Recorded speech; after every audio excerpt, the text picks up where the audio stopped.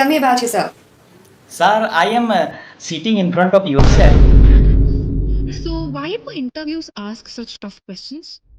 They don't intend to ask you tough questions. See, what they literally try to ask is you are going to enter their lab or their college for your studies or your research.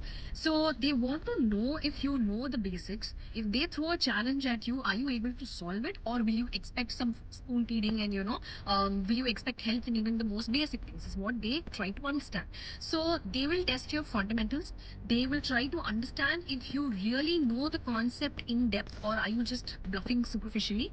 And they will also check if they pose a problematic question, how are you thinking and how are you coming out of that problem instead of just waiting for someone to help you. That's what they ask. So most students panic at the most basic questions, and when they start building upon it and try to understand if you know something or not, is when they get even more anxious and even more scared, and they end up messing around with the answers. But what you need to do is just brush up your basics really really strong.